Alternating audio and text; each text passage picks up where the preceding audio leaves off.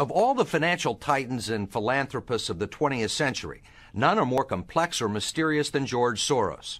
Like Carnegie, J.P. Morgan, and the Rockefellers, he amassed billions through ruthless business decisions, only to turn around and give away most of his fortune to advance his own personal philosophy. To understand the complexities and contradictions in his personality, you have to go back to the very beginning, to Budapest, where George Soros was born 68 years ago, to parents who were wealthy, well-educated, and Jewish.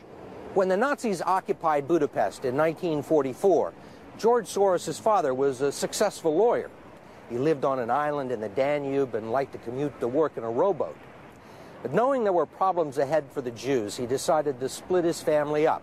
He bought them forged papers, and he bribed a government official to take 14-year-old George Soros in and swear that he was his Christian godson. But survival carried a heavy price tag. While hundreds of thousands of Hungarian Jews were being shipped off to the death camps, George Soros accompanied his phony godfather on his appointed rounds, confiscating property from the Jews. These are pictures from 1944 of what happened to George Soros's friends and neighbors. You're a Hungarian Jew who escaped the Holocaust by posing as a Christian. Right. And you watched lots of people get shipped off to the death camps. Right. I was 14 years old. And I would say that that's when my character was made. In what way? That one should think ahead, one should understand and anticipate events, and one is threatened. It was a tremendous threat of evil. I mean, it was a very personal experience of evil. My understanding is that you went out with this protector of yours who swore that you were his adopted godson. Yes, yes. Went out, in fact, and helped in the confiscation of property from the Jews. That's right. Yes. I mean, that sounds like an experience that would send lots of people to the psychiatric couch for many, many years. Was it difficult? Not at all. Not at all. Maybe as a child you don't see the connection, but it created no problem at all. No feeling of guilt. No. For example, that I'm Jewish, and here I am watching these people go. I could just as easily be there. I should be there. None of that. Well, of course, I could be on the other side, or I could be the one from whom the thing is being taken away. But there was no sense that I shouldn't be there, so I had no sense of guilt. One of the groups involved in the anti-Trump protests is called Move On. Its website calls for people to rally against the president-elect. It apparently has ties to billionaire investor and Clinton supporter George Soros, too. That's, in fact, according to emails, if you look back to 2008, released by WikiLeaks from Clinton's campaign chairman, John Podesta, to George Soros. In fact, they gave tips on how to steer American voters. For example, financing groups operating at campaign rallies. Move On was among them. Here's Gani Chichikan. Outraged by Donald Trump's victory in the presidential election, tens of thousands of people have taken to the streets across the U.S. to protest. Many demonstrators are refusing to accept Trump's victory. It looks like advocacy groups played a hand in organizing the seemingly spontaneous protests. Among them, an organization called Move On, which is funded by George Soros, a Hillary Clinton supporter and billionaire. The day after Trump was elected, the group sent out a press release saying, "Within 2 hours of the call to action, Move On members had created more than 200 gatherings nationwide, with the number continuing to grow on Wednesday afternoon." The presidential campaign showed there is no love lost between Donald Trump and George Soros, who was one of Hillary Clinton's top donors. You are in a position where you're being attacked by Move On and these other very well-organized radical left groups. You know it, your security knows it, Secret Service knows it. That's going to continue. Do you have a plan on how you're going to handle that? Well, it is going to continue because the last person they want to face, the Democrats want to face, is me. And the last person Hillary Clinton wants to face is me. That was during the election campaign. But apparently Trump's victory in the election didn't stop the Soros organization from campaigning against him. Those who are stirring it up, and they do, many of them work for George Soros's front organizations, are really telling those innocent protesters and perhaps less innocent protesters that they're in danger, that they're endangered by Trump, even though Trump has done nothing but preach unity since he actually won the elections. In essence, what the opponents of Trump now are doing is exactly what they accused him of planning to do if he lost, which is disputing the results of an entirely fair election. It's an election where they've had all the media power and more of the money, and yet they've lost to him and to the voice of those ordinary people in the American shires who are normally ignored and forgotten. Hi, this is Pastor Joe Green, head pastor of Antioch Assembly Church, located in Harrisburg, Pennsylvania. Also the founder of the 2019 movement, and I want to share a couple of thoughts with you today. The opening clip, as you saw, some of you may be familiar with the gentleman by the name of George Soros. And the reason I wanted to play that clip of George Soros is to introduce you to those who may not be familiar with him. He's very instrumental in a lot of the things that are going on, but I wanted to show you who he is so you can get an understanding of the forces that are behind the scenes working to cause most of the distress that we have going on in the nation. See, one of the things that I've realized is that a lot of people believe that a lot of these movements, the protests, etc., that are happening in America are kind of organic. And for those who may not be familiar with what that means, organic means like grassroots stuff that just happens. Like, say me and my neighbors get together and we say, look, we're tired of, something that's happening in our community. We're all going to gather up a group of people and we're going to protest. That would be an organic movement. But the movements that you see in this country aren't organic. They're scripted.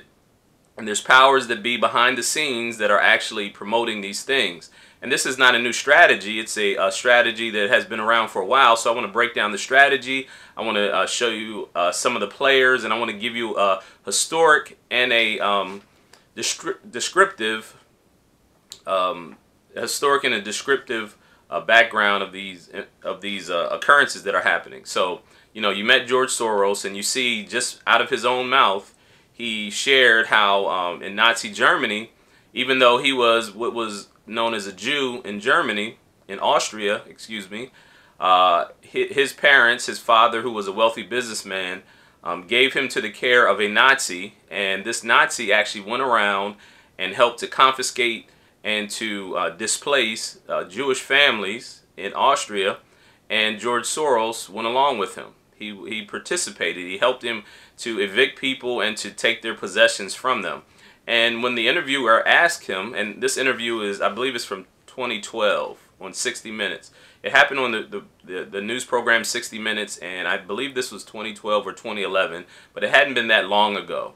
And so this gentleman, George Soros, says very matter-of-factly that it was one of the best times of his life. He has no regrets for helping the Nazis to displace even his own, people, and to cart them off to concentration camps. And the interviewer specifically says death camps, because we know that in Nazi Germany, that many of these people that they call Jews were actually taken into concentration camps and they were put to death.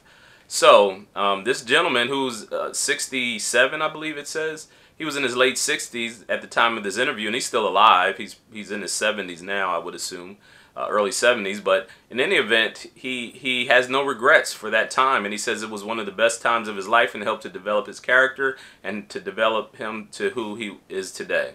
So, with that being said, when we understand that he is one of the primary actors or puppet masters behind the scenes pulling the strings, it should change your perspective on what you see, on some of the protests that you see, on some of the organizations that have become very vocal in this nation because of the fact that they are promoting an agenda. There is a larger agenda that is at work behind the scenes, and so in order for you to see one of the things you have to recognize, I'm a researcher, so as a researcher or as anybody who is processing information, you know, I was a communications major, and I had courses on news writing and reporting and journalism. And so they say that whenever you are processing information or receiving new information, you also have to qualify your sources. And what qualifying your sources means, you have to understand who it is that's giving you the information, if it's first-hand or second-hand or third-hand account of information, and what their motivation is. For instance, let me give you an example. If I go to a Chevrolet dealership and the Chevrolet salesperson comes and starts telling me how awesome Chevrolet cars are, then I recognize he works for Chevrolet, that he makes a living selling cars. So his motivation for telling me how great a Chevrolet car is has to be weighed in the balance of that it's in his best interest that I buy a Chevrolet, right? He's not a unbiased participant in that conversation.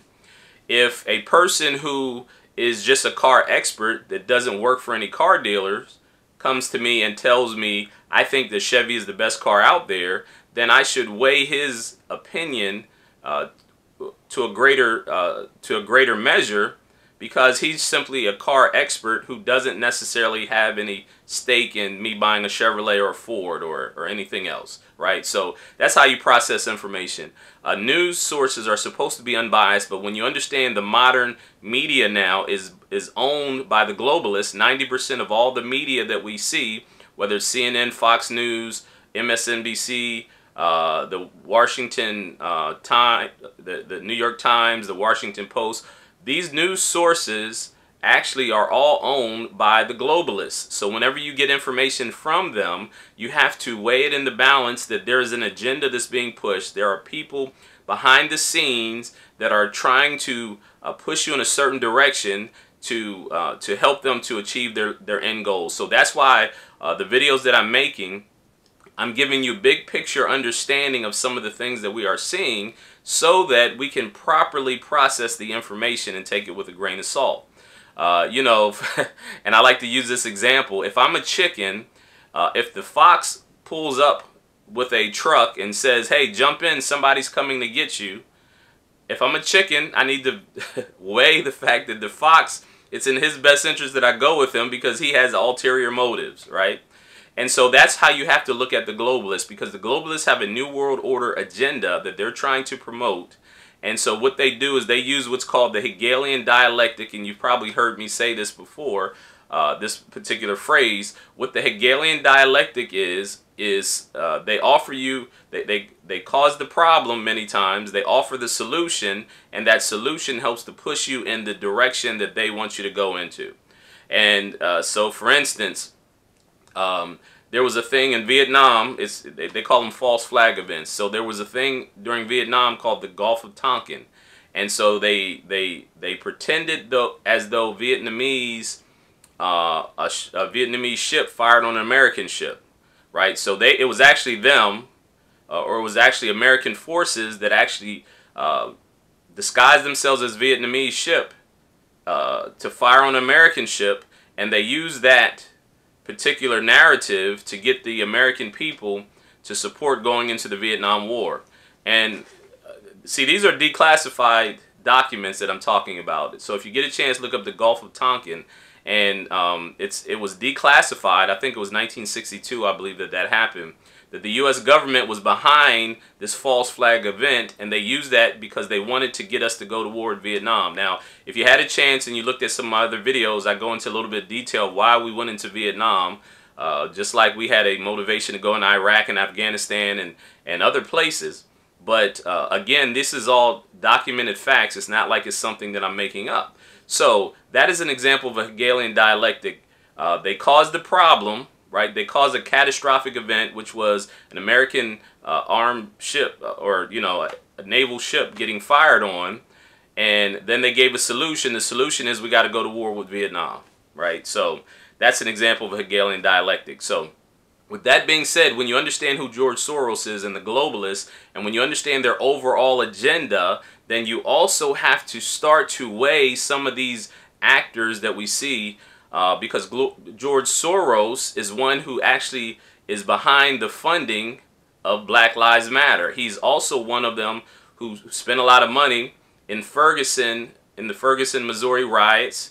And this is all came out. This is documented. This is a valid document, a valid documented source that says that he spent $33 million to cause riots in Ferguson. He gives a lot of money to Black Lives Matter, and I'm going to talk about a couple other organizations too. Antifa. A lot of the anti-Trump protesters were paid by George Soros and his organization. And so when you understand that he's a globalist and he's a Nazi sympathizer, then you shouldn't, you should be suspicious as to why someone who is a Nazi sympathizer and a globalist, why would they spend money to fund Black Lives Matter? Why would they spend money to fund Antifa? Why would they spend money to get people to protest anti-Trump rallies? So to protest at anti-Trump rallies, you know, during the 2016 election cycle, there was a gentleman who worked for the DNC. I can't think of his name offhand, but they have him on tape saying that he was actually paying people to go to the Donald Trump presidential campaign rallies to start a fight. Okay. What I call it is conflict engagement. Mm-hmm. That's your version of reenfranchisement. Conflict engagement in the lines at Trump rallies. No. We're starting anarchy here. This is part one of our undercover investigation into the dark, backroom dealings of the Hillary Clinton presidential campaign. The culmination of a year-long investigation infiltrating the machine from the bottom all the way to the White House. There are concerns this election will be rigged. What you're about to see will make you uncomfortable and angry. It's graphic, uncensored, and disturbing. Our attorneys say there is strong evidence of criminality, and this is just part one. A lot of pre-union guys, they'll do whatever you want. Yeah. They're rock and roll. So I'm basically Deputy Rapid Response Director for the DNC for all things Trump on the ground. Nobody's really supposed to know about me. You know what I'm saying? We have mentally ill people that we pay to do shit. Make no mistake. There is a narrative that supporters at Trump rallies are violent and dangerous, looking to beat up protesters who don't agree with them. But our undercover investigation into the Hillary Clinton Democratic Party machine reveals a very different story. This is Scott Fovel. He is the National Field Director for Americans United for Change. He used to work for People for the American Way, an organization funded by George Soros. He also has his own company called the Fovel Group. He is one of the dark operatives for the Clinton campaign. We are contracted directly with the DNC and the campaign, both. Yeah. I am contracted to him, but I answer to the head of special events for the DNC and the head of the special events and political for the campaign. The campaign pays DNC, DNC pays Democracy Partners pays the Fovel Group, the Fovel Group goes and executes the shit on the ground. Democracy Partners is a private political consulting company with deep ties to Hillary Clinton, Barack Obama's White House, and the Democratic National Committee. We are the primary mechanism as a team. Democracy Partners is the tip of the spear on this. Wherever Trump and Pence are going to be, we have events. Okay. And we have a whole team across the country that does that. Both consultants and people from the Democratic Party and the Democratic Party apparatus and people from the campaign, the Clinton campaign.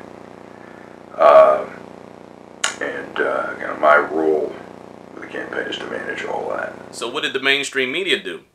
The mainstream media shows these people at the Trump rallies getting into fights, and then they use that as an example to say, you see how Donald Trump supporters are very rowdy people.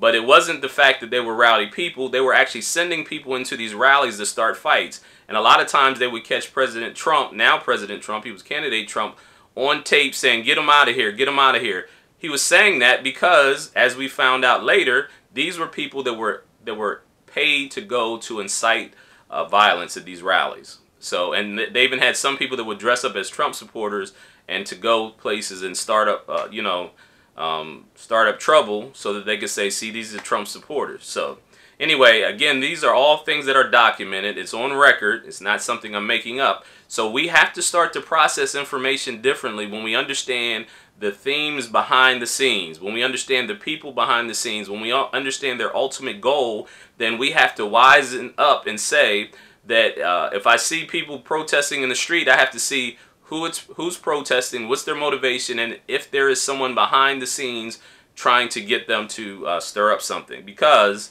obviously, if George Soros, who was a former Nazi, is so intent on anti-Trump protest, then it would beg the question, why is he so much against President Trump? Could it be that President Trump is doing things to interfere with their New World Order globalist agenda?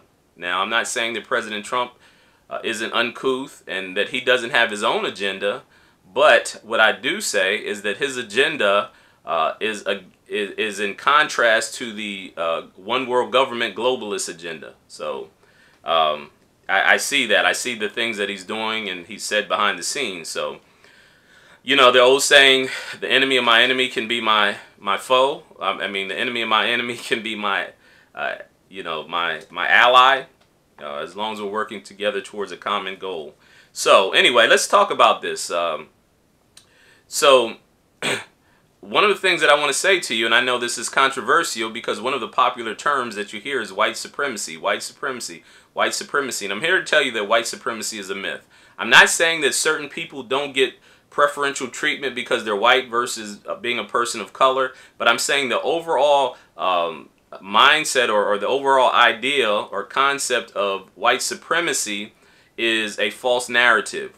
Because again, as we identify the true culprits in a lot of these things, it's not white versus black. White versus black is the narrative that they are pushing, again, that Hegel's dialectic, in order to push towards a certain goal, right? So in order to keep us fighting, they always do something and say white people are doing this against black people. They go to black people and say white people are doing this against you.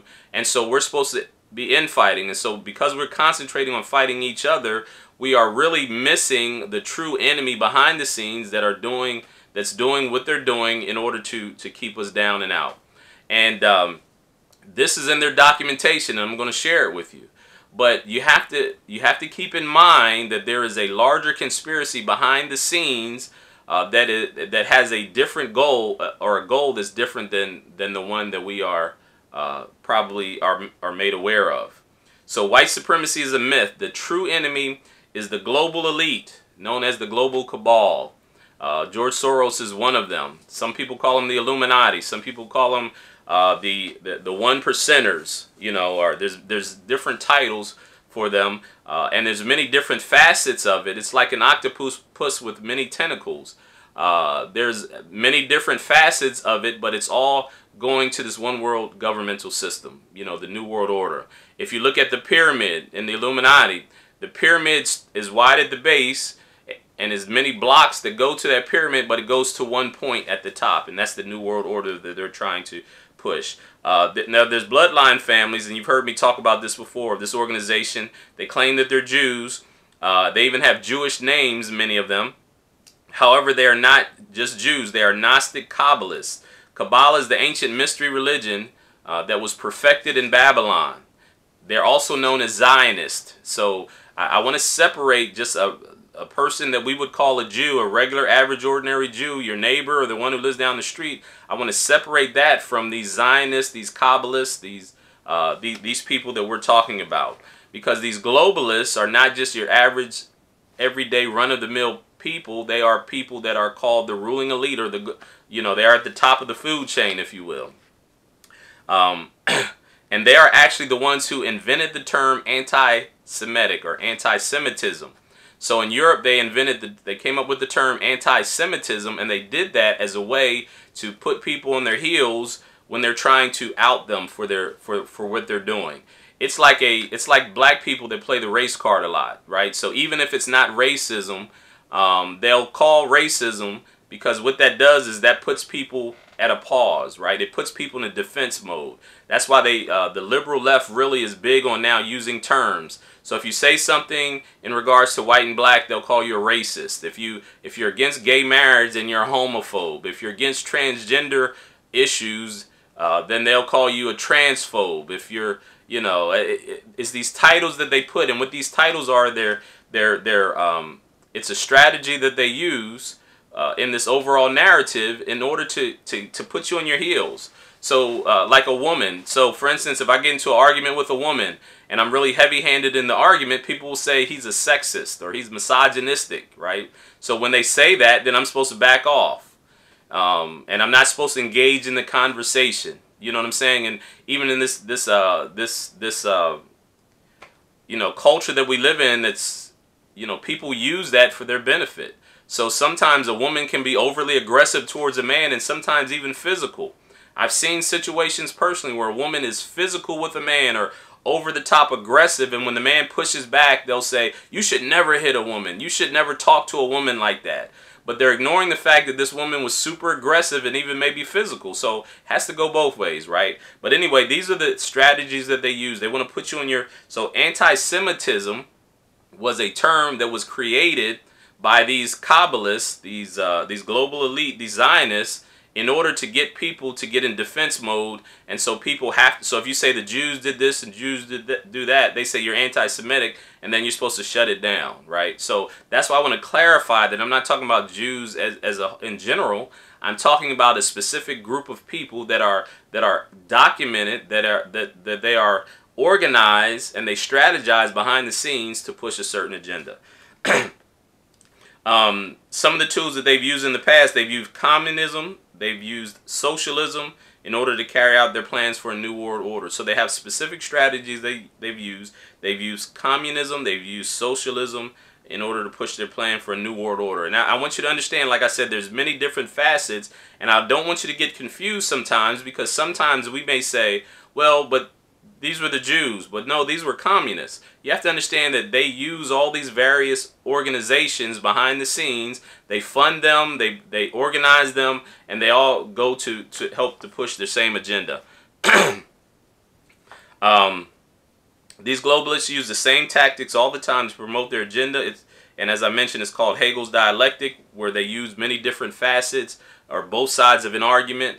There's even documentation that they actually, a lot of times when two countries go to war, they not only have helped to instigate the war, but they actually are loaning money to both sides of the war, which means when two nations go to fight, it's very expensive to go to war. They actually lend money to these nations and to both sides, which means it doesn't matter to them who wins or who loses. They win either way. That's part of how they deal with people.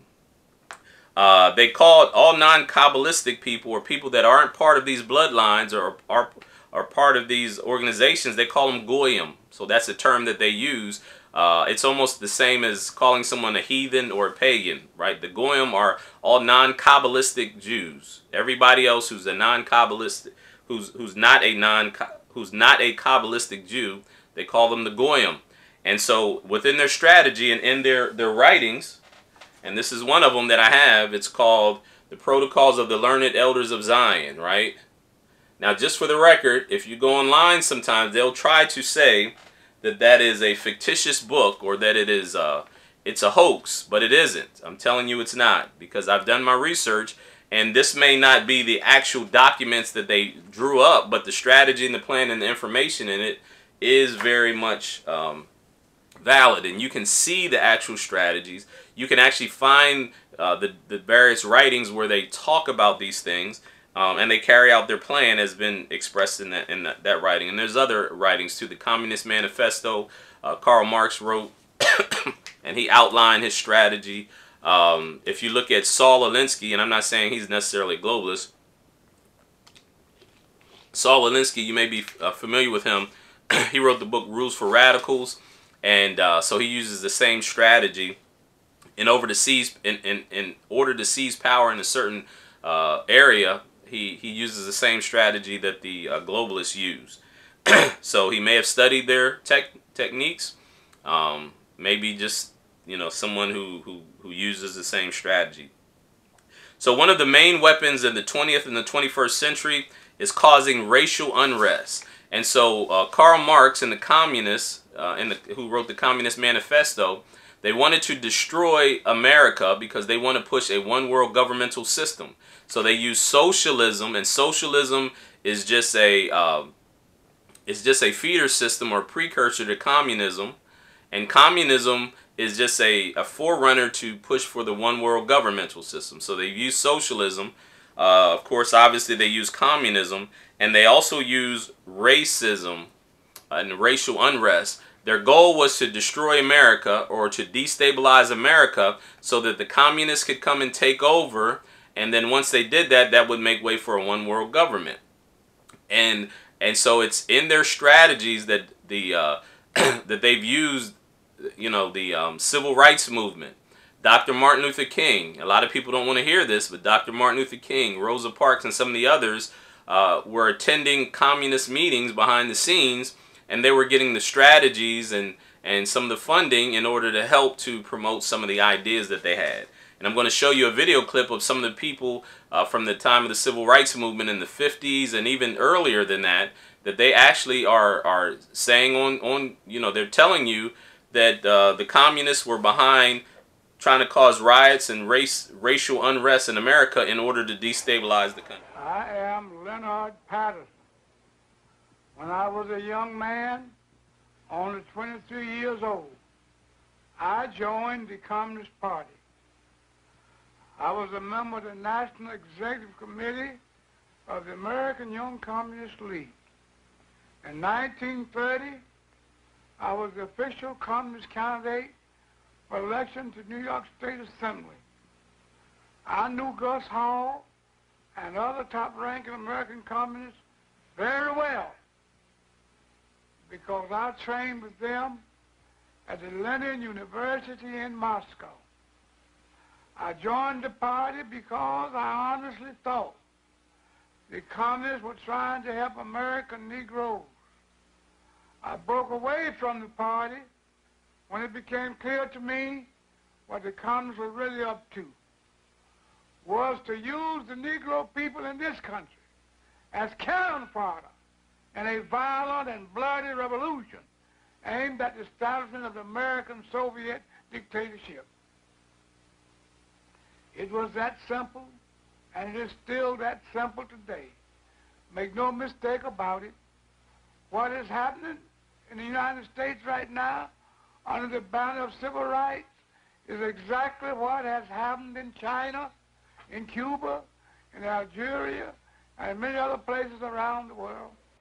When I was studying communist tactics and strategy in Moscow, my instructors emphasized the importance of using honest grievances and popular slogans as a smokescreen to cover up the true nature of the revolution. We were taught how to use propaganda and arouse the emotion of the masses. We learned how to set one group against the other and to make them hate each other. We learned the necessity of having martyrs, and we were even told how to create our own martyrs if they did not matter the result from the atmosphere of hatred. We were taught the importance of getting large masses of people into the street for marches and demonstrations. And finally, we were instructed in ways to take off riots and make them spread and to keep them going. When I returned to the United States, I was immediately given practical training. I participated in so-called nonviolent demonstrations that were deliberately calculated to irritate white people into violence against us. I personally was in charge of organizing a march on Washington to dramatize the Scottsboro Boys case. In New York, about 1935, a Negro boy was reported killed by the owner of a store while in the act of stealing some merchandise. Communist Party headquarters decided to make a march out of the boy. So we went right to work, putting out handbills and holding open air meetings. In less than a half hour after we started, there was a race riot on 125th Street, complete with smashing windows of white storekeepers, looting, and all the rest. I'm not speaking of things I read about, These are things I personally participated in. I'm Julia Brown.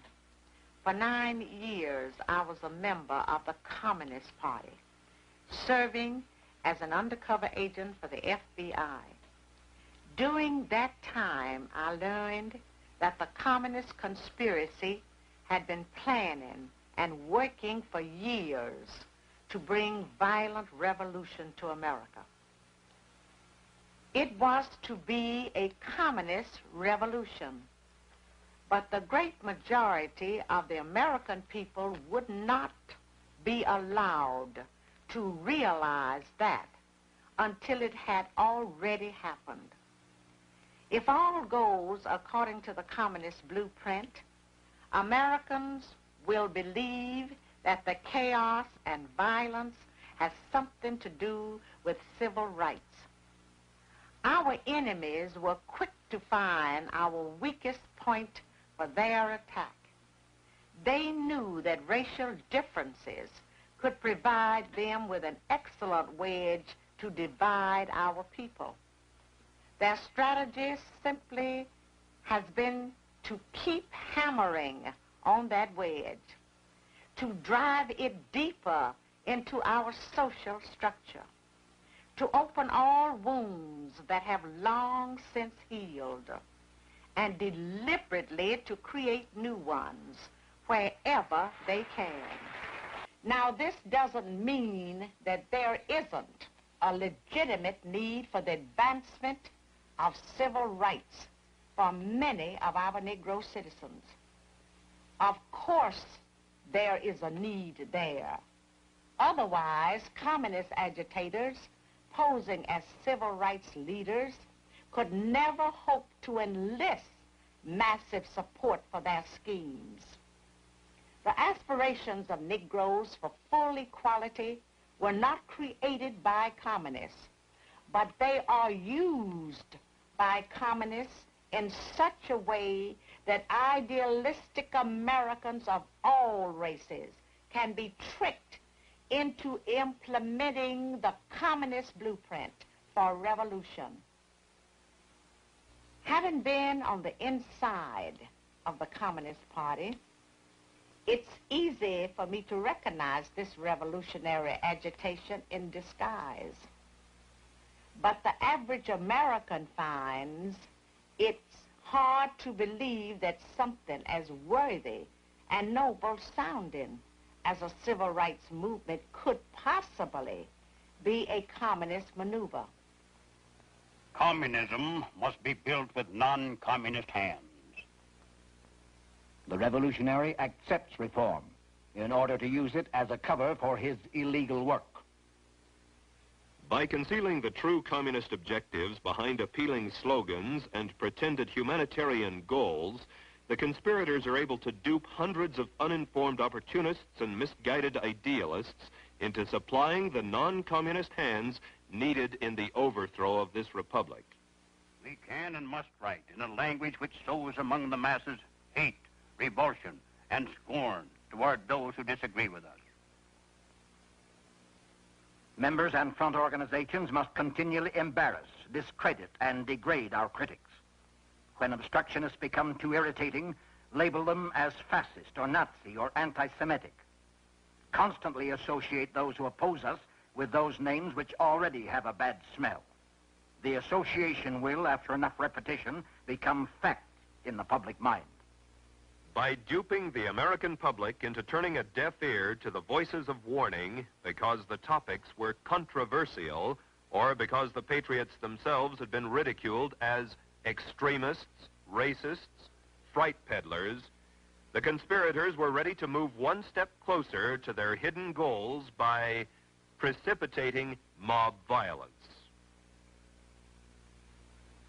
Riots, demonstrations, street battles, detachments of a revolutionary army.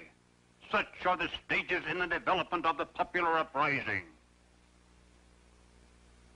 The Communist Party will educate and organize the working masses for mass strikes and mass demonstrations. It is through struggles that the working masses are prepared for the final conflict for power. As these strikes grow in number and intensity, They acquire political and so a lot of times what would happen is some of these people like J. Edgar Hoover and different people that were fighting against these protests, people would, of course, as I mentioned before, they would say that they're racist or they were fighting against the civil rights movement, when in essence they knew that the communists were behind the scenes and they were fighting against communism because they understood what the communists would do. They also use Masonic organizations as a feeder system for their organizations. So, and here's the interesting thing. If you look at things like the KKK is actually a Masonic type organization. It's a lower level Masonic organization. If you understand the Nation of Islam, has Masonic influence. And some people said that Elijah Muhammad admitted, and there's pictures of him with Masonic gear on. If you look at the Nation of Islam, where they wear the fez and the crescent moon and the star, they all line up with Masonic things. If you look at even Reverend Louis Farrakhan, he does Masonic symbols at times. Elijah Muhammad would do that. Fard Muhammad and these people that founded the Nation of Islam actually it's a type of a Masonic organization. Black Greek letter organizations and the Boule. They are secret societies that were actually created as feeder systems for people that wanted to use black leaders to help to advance their agenda. So we're going to get into that a little bit more. But as I mentioned before, George Soros, he's the Nazi. He funds Black Lives Matter, Antifa, anti-Trump protests, and other riots around the nations. These organizations aren't, as I said, organic and grassroots. They were started intentionally by these people. They also, and in their documentation, they come up with the strategy of how they use mainstream media. They use Hollywood, the music industry. They own professional sports, politics. Many politicians are bought and paid for by them, and the higher educational system in order to push the ideology and to keep anybody who are naysayers, to keep them from coming against their strategy. Here is a article from June 13, 2013 by Dr. Henry Macau. And it talks about this 1912 book that exposed the Illuminati's Jewish war against the white race. So they came up, again, what they wanted to do is they wanted to use black versus white and other races in order to cause unrest, in order to destabilize the nation. So there was this book called A Racial Program for the 20th Century in 1912, and the author is Israel Cohen. Now again, most of the time what they do, and they said this is one of the strategies, of course, is deny, deny, deny. So many things like this book, The Protocols of the Learned Elders of Zion, they'll try to dismiss as a hoax. This book called A Racial Program for the 20th Century, they'll try to say it's a hoax, and many other things that they say. But this book, I don't believe that they're hoaxes. I'll say that for the record. I've done the research and I believe that there's a lot of validity to these claims. But this book contains a famous passage that reveals the Illuminati communist race strategy later applied to women and other minorities in the guise of feminism and diversity. So they stir up these groups of people, and I'm going to go in a little bit more detail, so bear with me. But they stir up these groups of people, they fund them, they push them in a direction in order to promote their agenda. And so these people are actually pawns in their larger strategy. They really don't care, just like the LGBT movement. The LGBT movement, the feminist movement, the civil rights movement, etc., etc. They're just pawns in the tool, they're just pawns in the strategy that they have in order to push their agenda. They really don't care about gay people, but if you look at the Jaffe memo, if you look at the U.S. Population Council report from 1969, they came up with a strategy for depopulation, and I talked about this in my other videos, to promote homosexuality. So the promotion of the LGBT movement by the powers that be is not because they care about gay people, it's to push their agenda. when they pushed the civil rights movement. It's not because they cared about black people and people of color. It's to push their agenda and to cause racial unrest. When they report on CNN and these other various news sources about when you see a black male get killed by a white cop, it's not because they care about the black male. It's to push their agenda. And they're very clever at how they do that. That's why nothing changes in those communities, but there's a huge outcry anytime something happens. So here's something from this book. We must realize that our party's most powerful weapon is racial tensions. By propounding into consciousness of the dark races that for centuries they have been oppressed by whites, we can mold them to the program of the Communist Party. In America, we will aim for subtle victory. While inflaming the Negro minority against the whites, we will endeavor to instill in the whites a guilt complex for their exploitation of the Negroes. We will aid the Negroes to rise in prominence in every walk of life, in the professions and in the world of sports and entertainment. I want to read that again. It says, we will aid the Negroes to rise in prominence in every walk of life, in the professions of the world of sports and entertainment. With this prestige, the Negro will be able to intermarry with whites and begin a process which will deliver America to our cause. So again, this is not by happenstance. This is something that has been orchestrated. It says the author, they tried to attribute that writing to a different gentleman. They tried to attribute it to another author, or to say that it wasn't real, but this is what this author is saying. However, the author fits the description of Israel Cohen, who lived from 1879 to 1961, a prolific Zionist author who wrote the foreword to Israel Zangwill's The Snorers, as well as 30 other books. Like many purported hoaxes, the quotation does describe events as they subsequently unfolded and the operations of the U.S. Communist Party. This information was immediately removed from this particular website. Cohen was the General Secretary of the World Zionist Organization. And so, of course, this shows you that Zionism and communism were identical, or they were two streams of the same ocean. Myron Fagan. International Jews, like other globalists, serve the Rothschild sick megalomaniac maniacal program of world government dictatorship. National Jews, like other patriots, owe their first loyalty to their country and fellow citizens, like Benjamin Friedman. So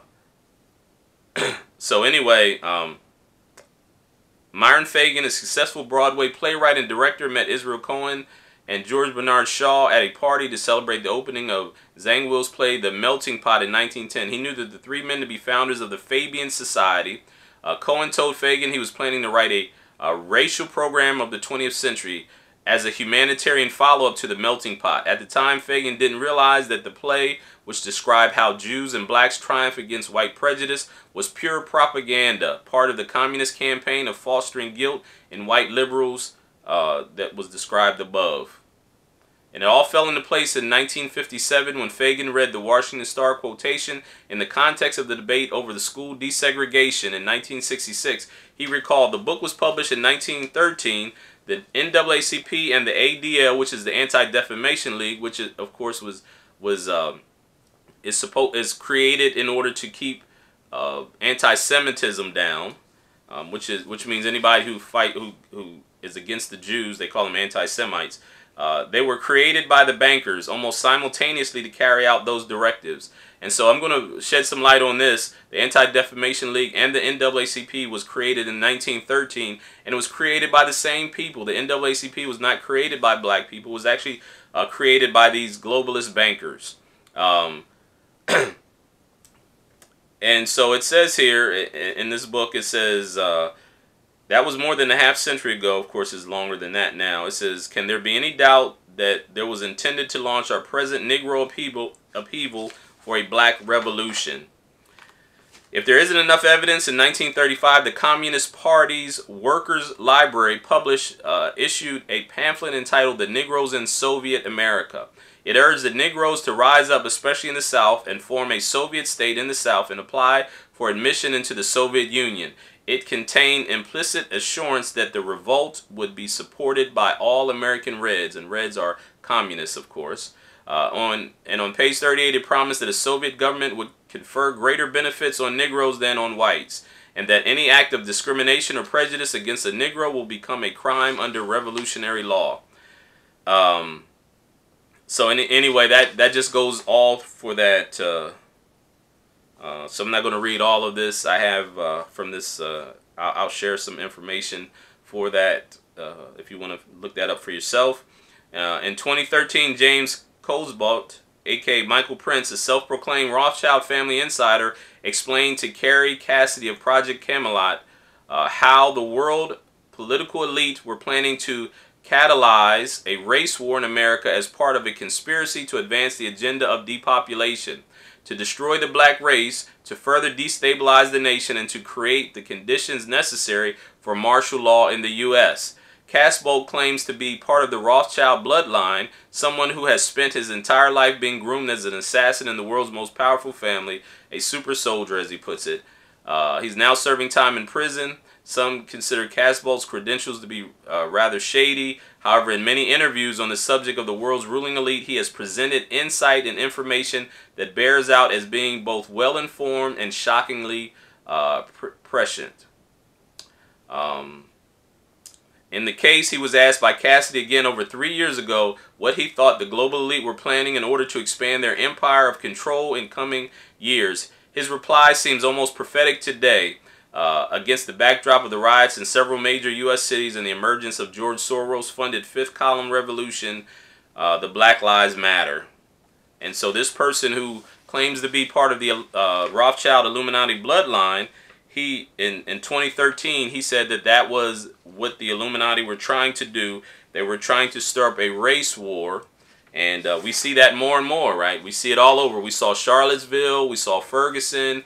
We saw the riots all over the place. We see Black Lives Matter, etc., etc. This is coming to pass, what this gentleman said.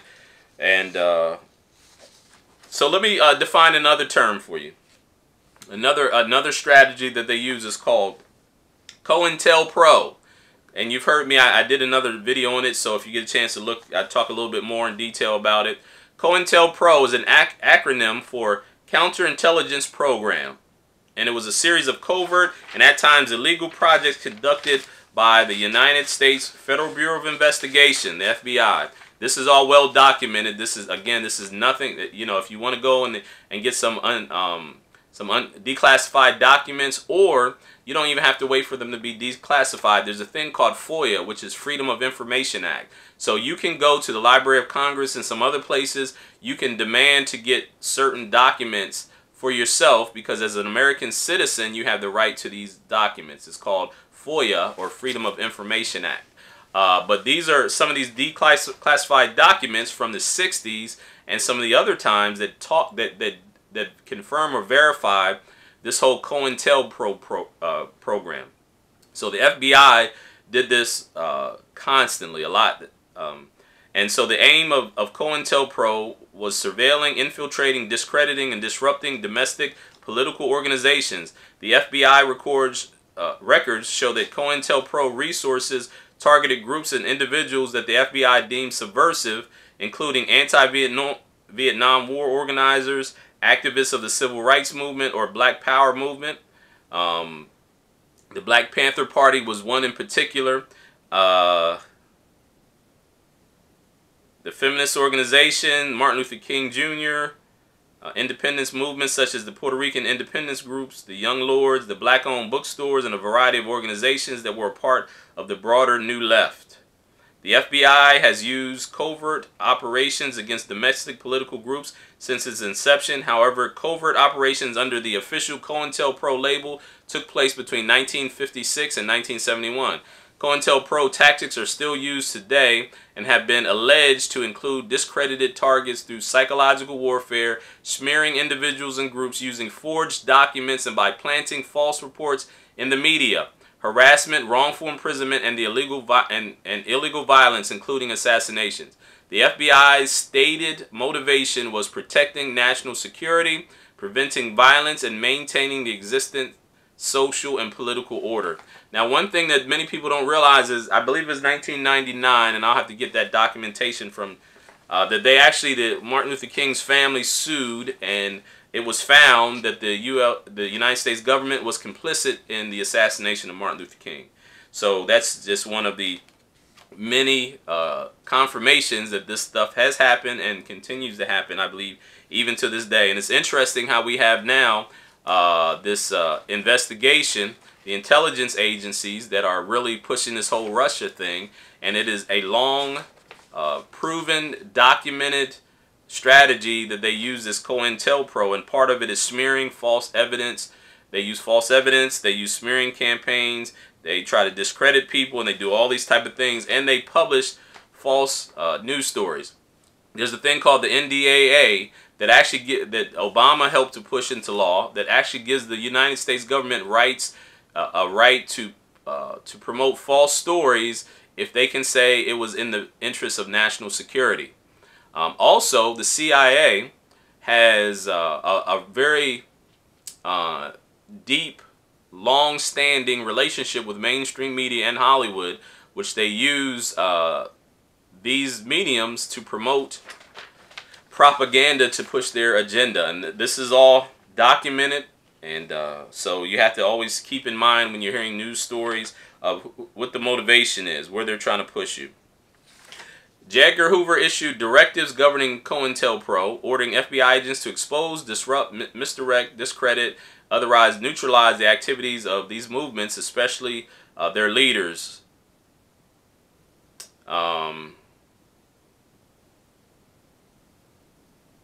Okay, so I'm not going to read all the way through that, but I want you to understand COINTELPRO. I want you to understand that. I want you to understand the organizations that you see that are stirring up in a lot of these movements are actually, you know, part of the globalist agenda. And they're using the FBI, the CIA, and all these other places, these other people to push them, because you have these organizations, and you heard me talk about it, the Council on Foreign Relations, the Trilateral Commission, the Bilderberg Group, the Council on Foreign Relations. All these are part of the globalist Illuminati organization, right? So they use these people, and if you look at mainstream media are all part of one of these organizations, the Bilderberg Group, the Bohemian Grove. All these people are all part of the mainstream media, and Hollywood and politics.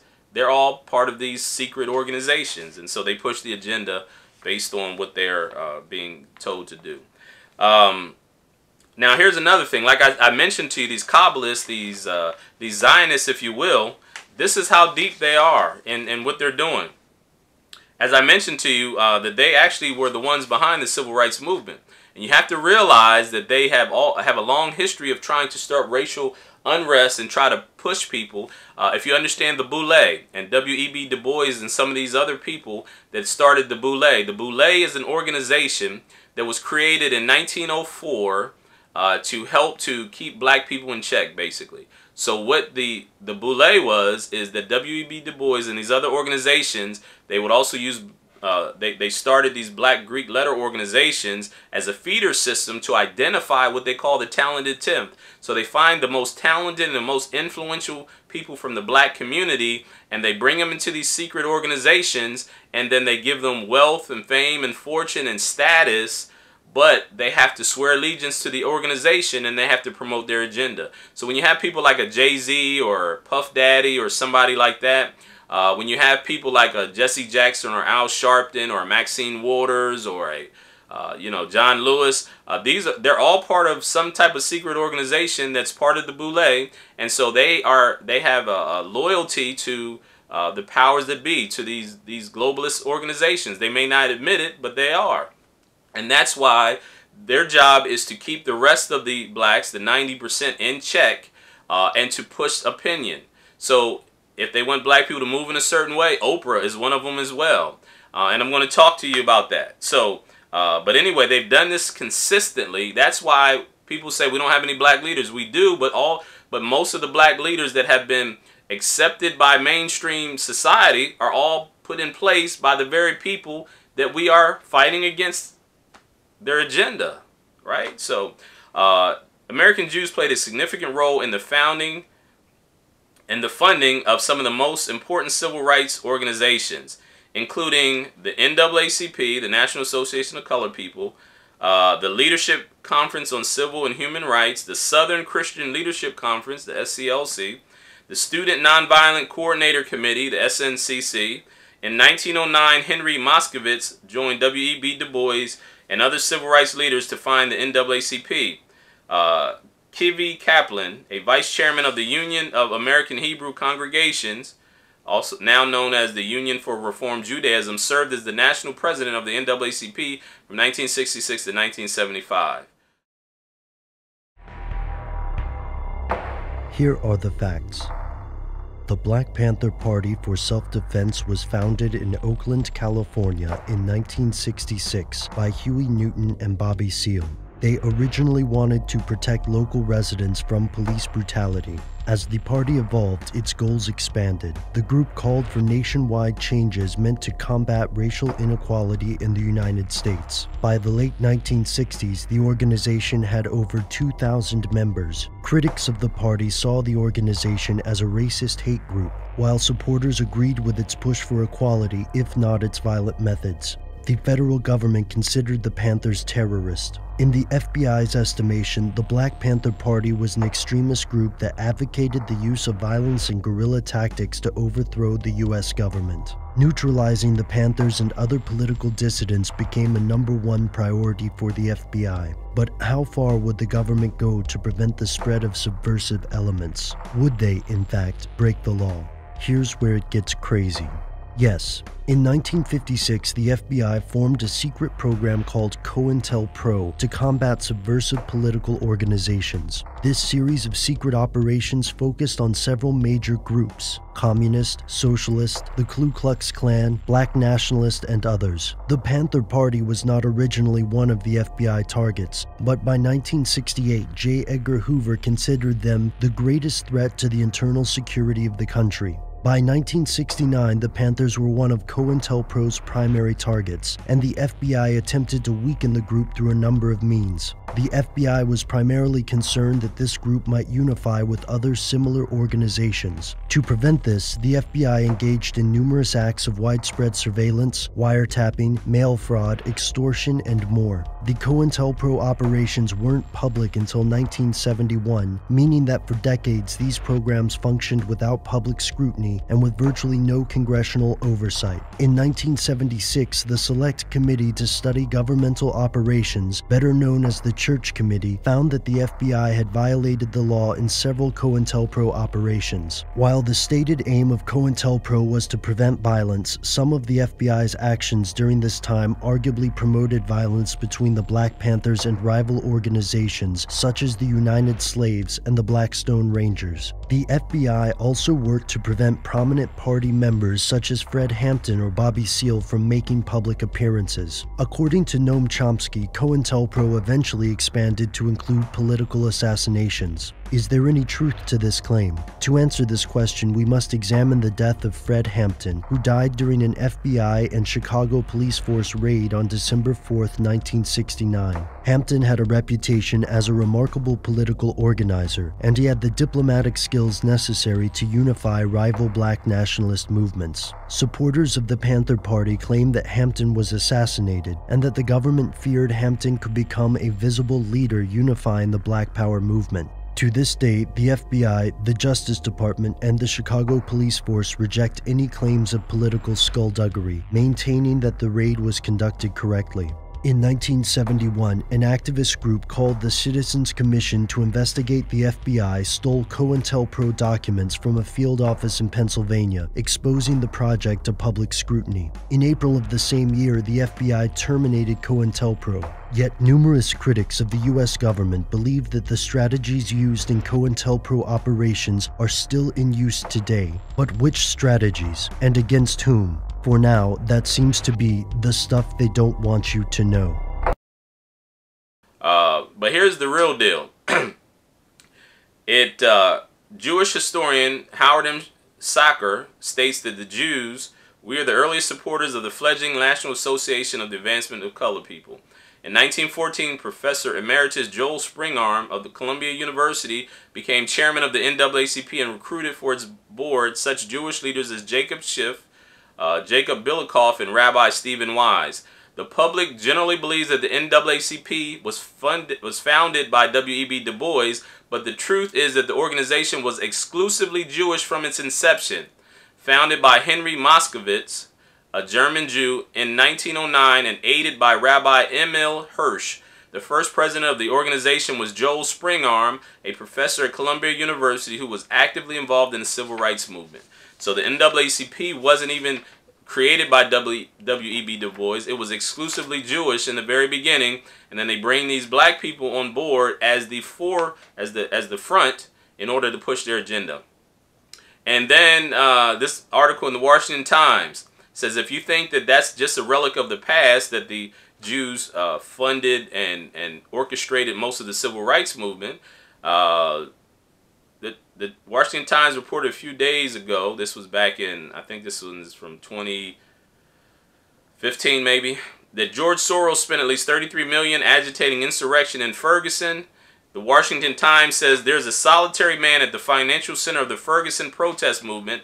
No, it's not victim Michael Brown or Officer Darren Wilson. It's not even Reverend Al Sharpton, despite his ubiquitous campaign on the TV and the streets. Rather, it's a liberal billionaire, George Soros, who has built a business empire that dominates across the oceans in Europe while forging a political machine powered by a nonprofit foundation that impacts American politics and policy, not unlike what he did with MoveOn.org. So MoveOn.org was also started and funded by George Soros. And what happened with MoveOn.org, if you recall, the controversy with Bill Clinton, with Monica Lewinsky, when they impeached Bill Clinton, they came up with this organization, MoveOn.org, basically says ignore that and keep it moving.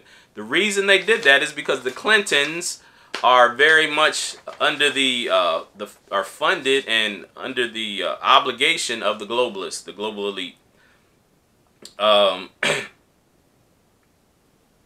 It says, in all, Mr. Soros gave at least $33 million in 1 year to support already established groups that embolden the grassroots on-the-ground activists in Ferguson, according to the most recent tax filings of his nonprofit Open Society Foundation. So again, this is all well documented. It's not speculation or rumor or innuendo.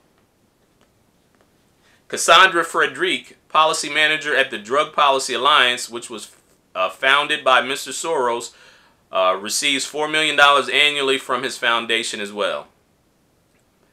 And so that's current day. So it's still happening even to this day. So don't get so caught up in these people that are Black Lives Matter, or they're supposed to be pro-black or pro-radical, and they're protesting President Trump.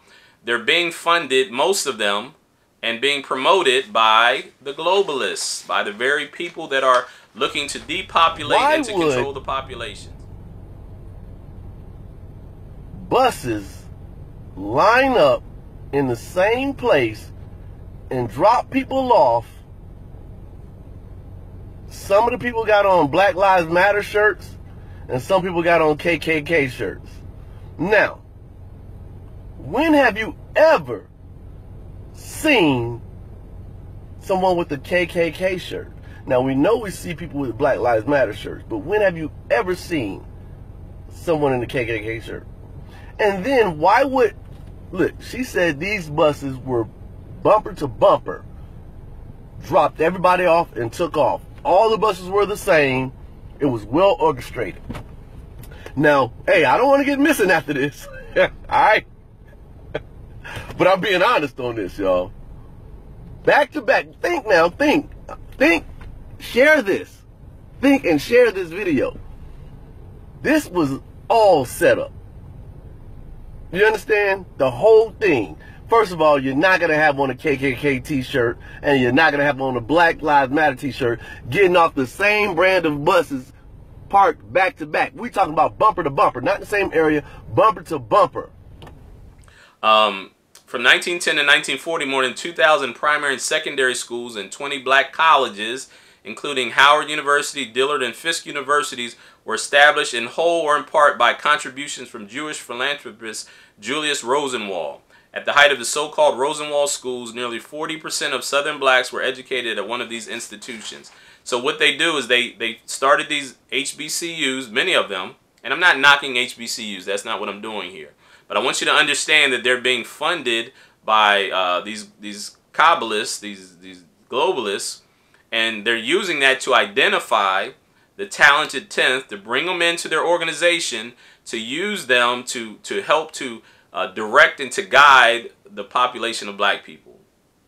That's the purpose. That's why they started it. They didn't start it in order to, because they sincerely care for, I'm not saying all of them, because I'm sure there are some that care for other people. That's not what I'm trying to say. But I'm saying the overall theme and the strategy, the overall strategy behind the scenes and the agenda was for a specific reason, and that was to identify the top percentage of black people in order for them to be able to bring them in so that they can control the other 90% of black people and the communities in which they are a part of.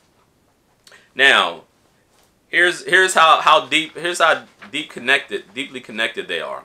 Rap artist Jay-Z, his business partner. I told you they promoted entertainment, athletics, politics, etc., etc. This is how deep they are in the entertainment industry. Rap artist Jay-Z and his business partner Damon Dash built a hip hop powerhouse called Rockefeller Records. It was black-owned. It was a black-owned record label that produced millions in sales. As it often is the case, these two brothers reportedly had personal and business disagreements and decided to part ways. Legend has it that Def Jam Records executive by the name of Liar Cohen, that's a Jewish name, right, played the role of instigator, negotiator, and cleanup businessman. What is clear is that Rockefeller Records, once known as the Dynasty, is now owned by Def Jam. So Def Jam, and again, Liar Cohen and some of these other people were there at the formation of Def Jam Records. You know, you have, what's his name? Simmons. Russell Simmons is the name I was looking for. In the late 80s, so-called gangster rap took the nation by storm when a young black entrepreneur named Eric Wright, also known as Eazy-E, assembled some of the finest talent to be found in Los Angeles Compton area to form the legendary rap group NWA. The group captured an untapped market, selling millions of albums with no commercial airplay. These record sales did wonders to fill the coffers of Ruthless Records, which was owned by Eric Wright, or Eazy-E, who took a partner by the name of Jerry Heller. Jerry Heller, there you go. That name Heller is, of course, Jewish. Heller was a veteran music executive who once represented artists like Marvin Gaye. The group's most creative geniuses, Ice Cube and Dr. Dre, eventually left the group, citing unfair compensation. Accusations flew that Eazy conspired with Heller to rob the other members of the royalties that were rightfully theirs. And of course, Heller is a Jewish last name. Should be noticed that once Ice Cube wrote a song, a rap song, the one called No Vaseline, and I was a big NWA fan back in the days. He wrote a song that he criticized Jerry Heller and threatened him. And so the Anti-Defamation League came in and called that anti-Semitic. So the fact of the matter was, when Ice Cube wrote the song, he was talking smack, like he was a street guy. You know, in the streets you talk smack and you use these words that they use that I don't use anymore. And he talked about Jerry Heller. He wasn't talking about him because of his nationality or his ethnicity. He was talking to him because he said he ripped him off for millions of dollars. And I remember the story that Ice Cube and Dr. Dre and all of them left. Eazy, you know, stayed with and owned the rights to the record company because they said they had wrote 2 or 3 multi-platinum records and toured and sold paraphernalia, and they only made $25,000 that year. So I remember reading the report when it happened. I was, you know, current of the situation. And of course, Jerry Heller was the man behind the scenes. Dr. Dre left Ruthless Records and went to Death Row Records, a boutique subsidiary of Interscope Records. Death Row, which was owned by a black man by the name of Suge Knight, built an impressive roster of talented artists and dominated. Again, disagreements between the two brothers ended in parting of ways. Dr. Dre walked away from Death Row Records, who at the time had acquired legendary Tupac Shakur. After selling millions on Death Row Interscope, Tupac was murdered.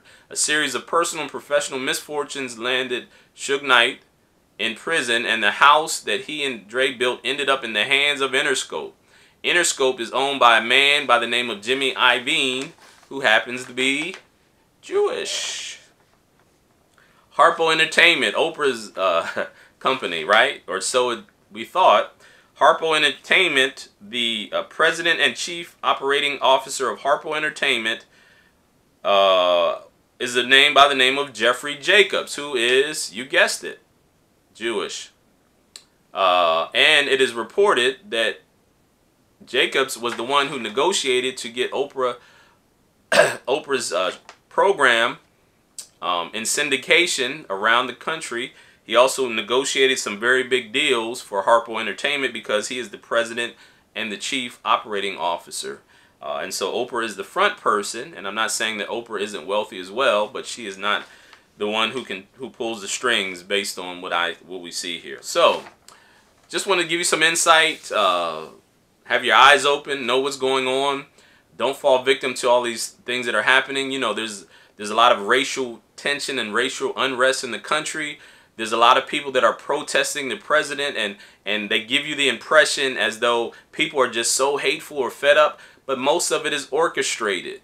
And the level of disrespect we see should give us some indication as to the fact that maybe the globalist agenda is being threatened by Mr. Trump. I would say that that's probably the case. So let us not fall victim to the schemes and the strategy. Let us know who we get our information from. If you listen to anything from mainstream media, whether it's CNN, Fox News, MSNBC, know that the people that are behind the scenes and the people that are in front of the camera are all under the employ of the globalists. No, in the entertainment and in Hollywood. That's why when you see these Hollywood, the Oscars and all that, Jimmy Kimmel and all these people, they're all bought and paid for by the globalists.